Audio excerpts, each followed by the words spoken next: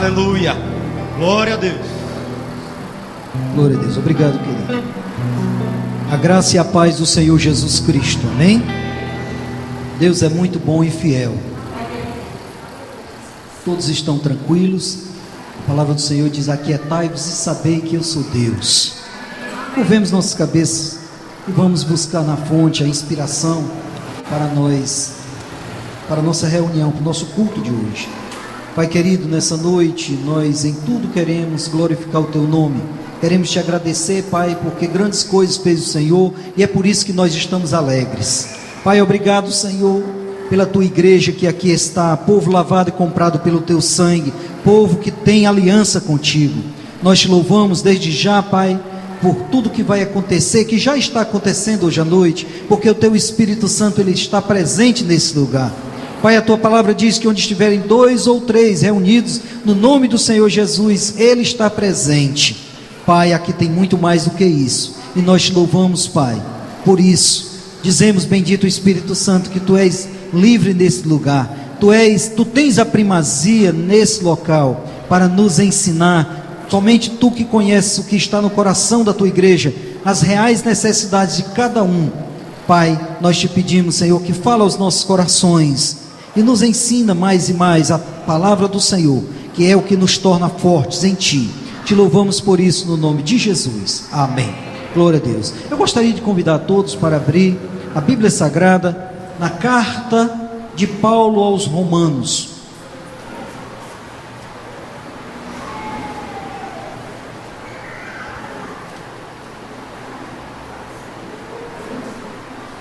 No capítulo 5. Romanos capítulo 5.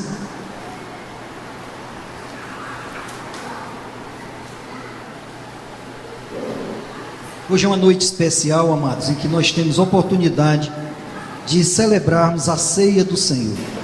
Essa ordenança maravilhosa que o Senhor Jesus Cristo deixou para a sua igreja. Nós podermos compreender, termos uma compreensão maior do que significa esse ato, que não é simbólico simplesmente, mas tem mais do que isso, envolve aliança de vida.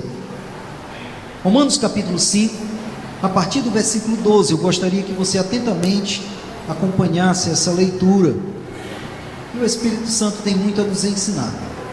Romanos capítulo 5, versículo 12, diz assim: pelo que, como por um homem entrou o pecado no mundo, e pelo pecado a morte, assim também a morte passou a todos os homens, porque todos pecaram. Pois antes da lei estava o pecado no mundo, mas não havendo lei, o pecado não é imputado. No entanto, a morte reinou desde Adão até Moisés, mesmo sobre aqueles que não pecaram, à semelhança da transgressão de Adão, o qual é a figura daquele que havia de vir. Mas não é assim o dom gratuito como a ofensa. Pois se pela ofensa de um homem morreram muitos, muito mais a graça de Deus e o dom pela graça, que é de um só homem, Jesus Cristo, abundou para com muitos. O dom não é como a ofensa de um só que pecou. O juízo veio de uma só ofensa, na verdade, para a condenação, mas o dom gratuito veio de muitas ofensas para a justificação. Pois se pela ofensa de um só a morte reinou por esse, muito mais os que recebem a abundância da graça e o dom da justiça reinarão em vida por um só, Jesus Cristo. Pois assim como por uma só ofensa veio o juízo sobre todos os homens para a condenação, assim também por um só ato de justiça veio a graça sobre todos os homens para a justificação e vida. Pois como pela desobediência de um só homem muitos foram feitos pecadores, assim pela obediência de um muitos são feitos justos. Veio porém a lei para que a ofensa abundasse, mas onde o pecado abundou, superabundou a graça, para que, assim como o pecado reinou pela morte, também a graça reinasse pela justiça para a vida eterna, mediante a Jesus Cristo nosso Senhor. Amém, queridos? Que texto glorioso, não é, amado? Que nos traz um comparativo, nos mostra realmente, nos traz uma explicação maior acerca da figura de Adão e do Senhor Jesus Cristo. Nos mostra que Adão veio como primeiro, como homem, e através de um ato que ele praticou, um ato, na verdade, de traição ao que o Senhor tinha determinado, trouxe sobre toda a humanidade, trouxe o pecado, permitiu que o pecado entrasse na terra. Mas depois mostra aqui pelo texto, em síntese, mostra que veio no futuro, chegando à plenitude dos tempos, veio um segundo Adão, que foi o Senhor Jesus Cristo, e através de um ato de justiça, ele trouxe então o perdão para toda a humanidade. Amém, queridos? Embora que nem todos recebam esse perdão, mas o perdão foi extensivo a toda a humanidade, como é um ato volitivo, e o Senhor, no exercício do livre-arbítrio do ser humano, que o próprio Senhor deixou para que o homem viesse ter essa oportunidade, cada um pode fazer sua escolha individual. Então, na verdade, Jesus Cristo morreu por toda a humanidade, mas nem todos se apropriam dessa realidade.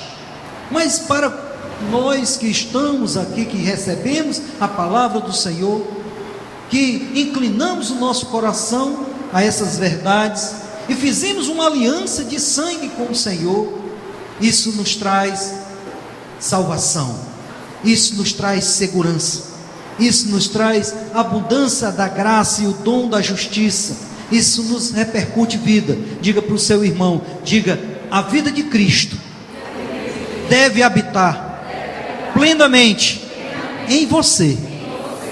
Glória a Deus, amém? É uma expectativa que existe na glória, de que todos nós, como filhos de Deus, venhamos a nos alegrar e nos apropriarmos dessa verdade que é maravilhosa. O Senhor Jesus Cristo veio para que nós tivéssemos vida e a tivéssemos em abundância. Abundância, plenitude de vida, graça do Senhor operando na sua vida, graça do Senhor permanente, não transitório, não é um poder transitório.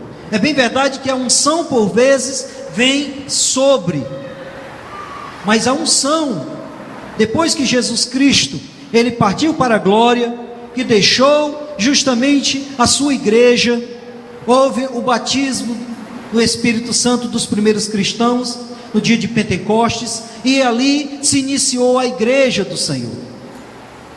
O Espírito Santo passou a residir, a morar permanentemente nos nossos corações, e trouxe para nós uma consciência permanente de que o Senhor, ele habita, não é simplesmente uma visita, não, o Senhor, ele habita permanentemente em nossos corações. Nós já fomos justificados pelo Senhor. A justiça de Deus que está em Cristo Jesus se manifestou em nossas vidas. Em 2 Coríntios capítulo 5, versículo 17, todos nós devemos meditar constantemente nesse versículo, porque traz um despertar para todo cristão. E diz que aquele que recebeu a Cristo, aquele que está em Cristo, aquele que fez uma aliança com Cristo Jesus, é uma nova criação, é uma nova criatura, e as coisas velhas já passaram, e tudo se fez novo. Diga: tudo se fez novo na minha vida. Nós devemos habitar permanentemente, irmãos, na terceira dimensão que nós temos. Nós temos 3 dimensões. Somos um espírito, temos uma alma e habitamos em um corpo. Mas o Senhor nos chamou para uma comunhão mais plena com o seu espírito, e ele habita, reside no seu espírito.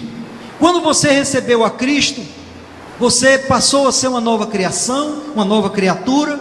as coisas mudaram na sua vida, os valores mudaram, e cada dia há uma alteração no seu curso de vida, porque o Espírito Santo vai te ensinando, vai te apacentando, vai mostrando uma nova realidade, vai mostrando o colorido da vida para você.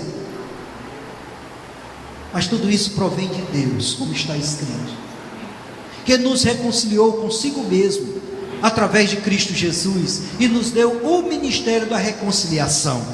Isto é, Deus estava em Cristo reconciliando consigo o mundo, e nos confiou a palavra da reconciliação, porque aquele que não conheceu o pecado, diga, Cristo Jesus, Deus o fez pecado por ele, para que nele nós fôssemos feitos justiça de Deus.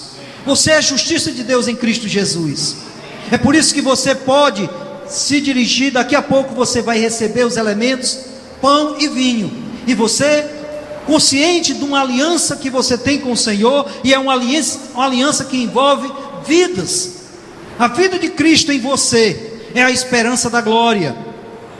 A vida do Espírito Santo em você é justamente a garantia, é o penhor da sua salvação. Penhor da sua salvação, é uma garantia. O Espírito Santo habita em você. Isso é maravilhoso.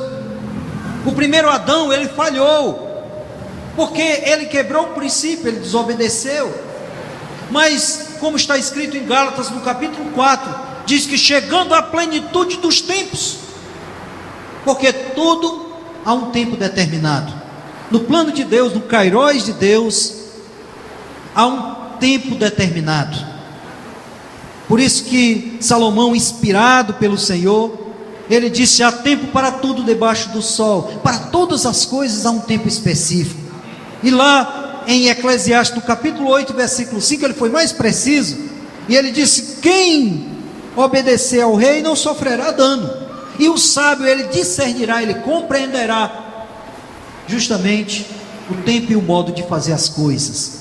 E Deus então, a Bíblia, conforme diz lá em Gálatas, no capítulo 4, de chegando à plenitude dos tempos, Deus enviou o seu filho, nascido de mulher, nascido debaixo da lei, para resgatar aqueles que estavam debaixo da lei. Irmãos, Jesus Cristo veio com um propósito: nos resgatar. Foi o único homem na face da terra que conseguiu cumprir toda a lei, e por ele haver cumprido toda a lei, ele diz: retira o primeiro pacto e estabelece o segundo. Em Hebreus, no capítulo 7, nos fala especificamente sobre isso, e nos diz que a aliança anterior, ela foi abrogada, ela foi tirada. É um termo jurídico, abrogação, que significa justamente a derrogação total, a revogação total de uma lei. É quando a lei sai de circulação em sua plenitude.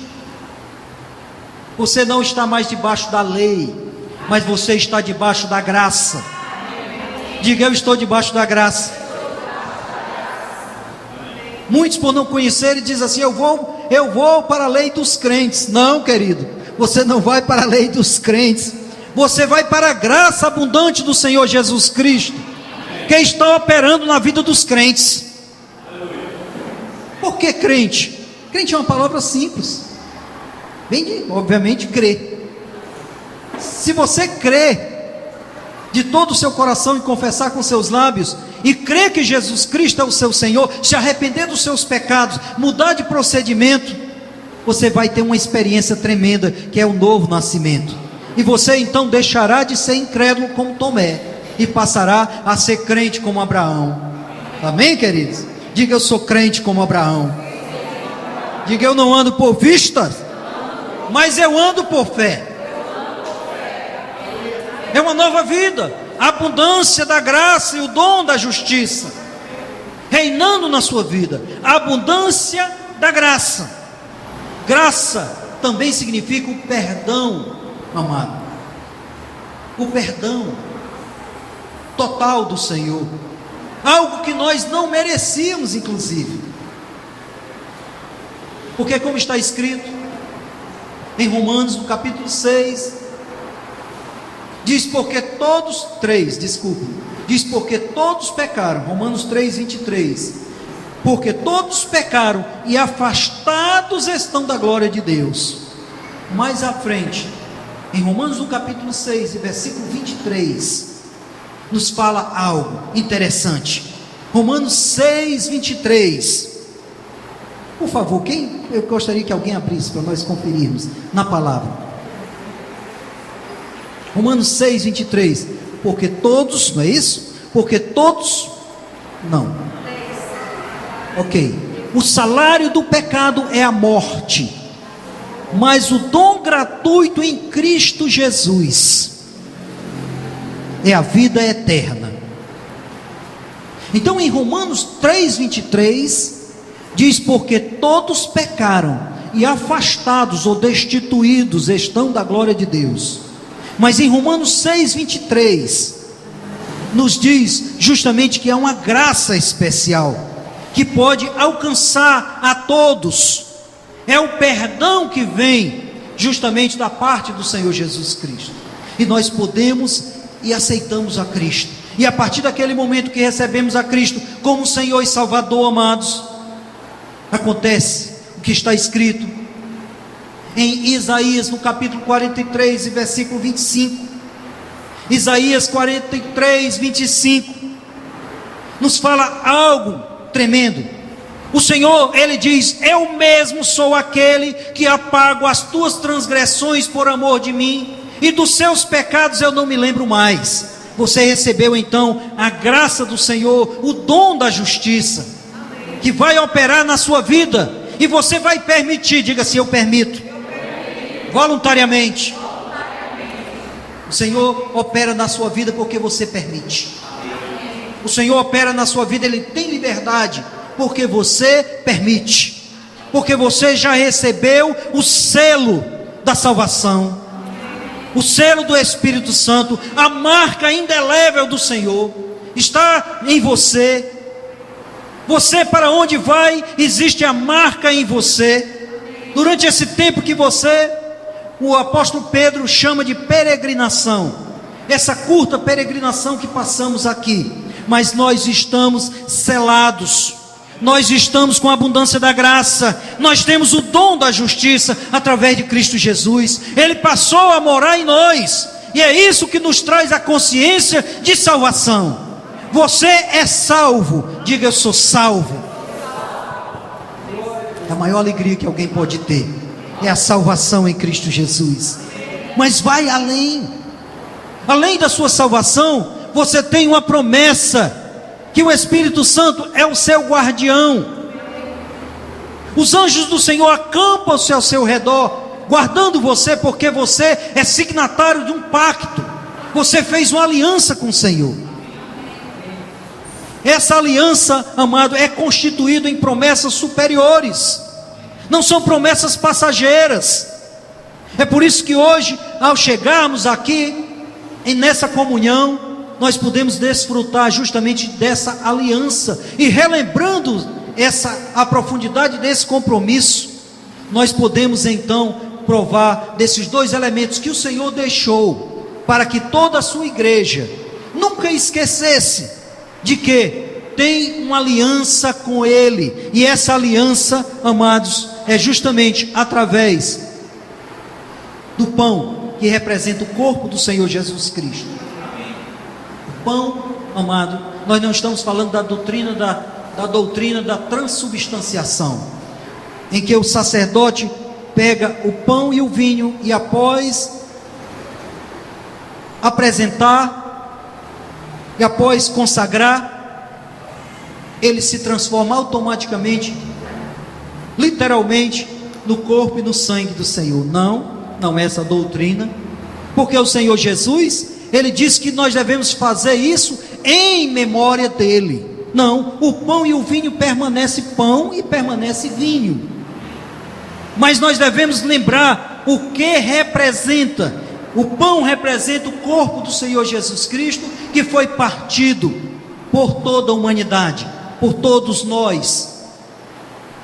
O sangue representa, o vinho representa o sangue do Senhor Jesus Cristo, derramado na cruz do Calvário para a salvação e redenção de toda a humanidade. Amém, queridos? Nós podemos então, com alegria e reverência, santo temor, estarmos diante do Senhor nesse ato solene. É um ato solene, é um ato importante. Por mais alegria e regozijo que nós tenhamos, não podemos esquecer que há uma reverência, há uma vida que está realmente representada através desses dois elementos, uma vida que foi entregue em função da salvação plena nossa e daqueles que estão conosco. Você sabia que justamente através de um ato de justiça que você pratica, muitos vão ser alcançados, e você hoje está aqui porque alguém no passado pagou um preço por você? Você, amado, fez uma aliança com o Todo-Poderoso, e Ele diz que a misericórdia dele se estende até 1000 gerações daqueles que o amam. Isso é tremendo, irmão. Isso é maravilhoso. Quando você é fiel ao Senhor, e Ele diz: ser fiel até a morte, dar-te-ei a coroa da vida. Quando você permanece fiel ao Senhor, Ele que não pode negar a si próprio, a fidelidade dele se manifesta no seu caminhar, na sua vida. As portas o Senhor abre para você, e Ele permite que você viva uma vida de abundância, porque aqueles que receberam a abundância da graça e o dom da justiça, quem recebeu aqui a abundância da graça? Quem recebeu o dom da justiça? Reinarão em Cristo Jesus. Isso significa que você reina na plenitude da vida de Deus. Não significa você levar uma vida de vaidade, uma vida de vaidade como muitos levam, achando que realmente isso significa algo diferente do que quer dizer. Irmãos, não devemos acrescentar absolutamente nada à palavra do Senhor. Ela é pura, ela é genuína. Reinar em vida é você desfrutar da plenitude da vida de Deus em você. Como a palavra diz: Cristo em vós é a esperança da glória. Cristo em você é a esperança que você tem de ver a glória de Deus. Não deturpemos o significado teleológico, na verdade finalístico, dessa expressão. Cristo em vós, a esperança da glória, significa, volto a dizer, Cristo em você é a esperança que você tem de ver a glória. Amém, amados? O selo da aliança, estou sendo repetitivo e é intencional, o selo da aliança está em você. O selo do Espírito Santo está guardado em você, conforme está escrito na palavra. É a garantia da sua salvação, é a garantia de que você vai chegar na glória do Senhor, é a sua esperança bendita, como o apóstolo Paulo diz, é a bendita esperança que nós temos, é justamente a glória do Senhor que há de se manifestar naquele dia. Mas enquanto isso você pode levar uma vida de plenitude aqui na terra. E que plenitude é essa, pastor? Diga assim: que plenitude é essa, pastor? Mais entusiasmo, diga: que plenitude é essa, pastor? Abundância. É você ter as suas necessidades supridas. Quero dizer uma coisa que é impactante: Deus não prometeu ninguém a viver uma vida de riquezas materiais. Bem, você foi guiado, viu, irmão? Graças a Deus, glória a Deus por isso. Por que graças a Deus? Porque onde estiver o teu tesouro, ali estará o teu coração. Eu já orei por pessoas, irmãos, para conseguir um carro. Glória a Deus que conseguiu. Mas essa pessoa considerou tão importante o carro que quando estava chovendo não ia para a igreja para não sujar o carro. Ria, irmão, pode rir. Para mim é tristeza. Onde estava o coração dessa pessoa? No carro. Mas a vida passa com todas as suas concupiscências, mas aquele que faz a vontade do Senhor permanece para sempre. Já oramos para a honra e glória do Senhor, e isso já alguns casos, e mulheres que eram diante dos médicos estéreis. Eu e minha esposa, nós fomos, oramos, eu às vezes sozinho também orei sobre homens que eram estéreis no natural, fizeram exames e tudo, e no final Deus operou, porque Ele é bom, Ele é maravilhoso, Ele atende ao pedido dos seus santos. Não é porque eu tenha nada de especial, porque nada que nós temos que funciona não provém de nós mesmos, mas provém do Senhor. E essas pessoas receberam, mas quando a criança nasceu, minha criança é muito